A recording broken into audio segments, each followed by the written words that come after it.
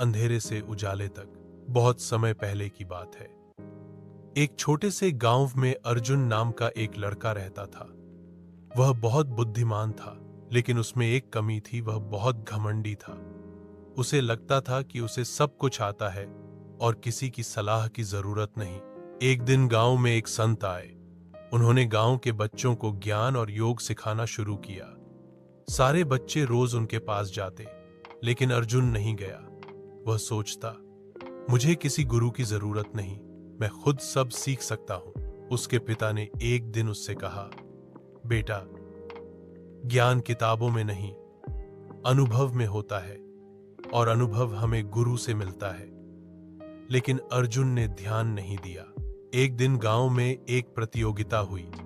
जंगल में रास्ता खोजने की प्रतियोगिता। जो सबसे पहले मंदिर तक पहुंचेगा, उसे गांव का सबसे ज्ञानी बालक कहा जाएगा।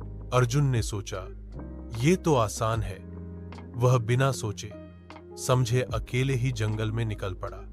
शुरुआत में सब ठीक रहा, लेकिन फिर वह रास्ता भटक गया।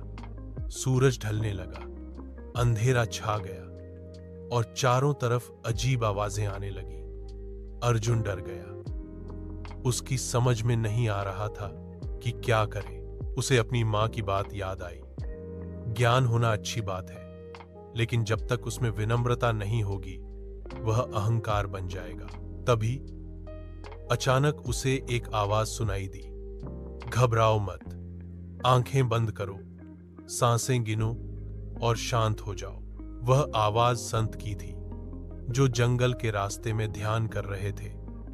उन्होंने अर्जुन को देखा और मुस्कुराते हुए कहा, अहंकार रास्ता भटका देता है और विनम्रता रास्ता दिखा देती है। अर्जुन की आंखों में आंसू आ गए। वह बोला, मुझे माफ कर दीजिए गुरुदेव, मुझे समझ नहीं आया कि गुरु का महत्व क्या होता है।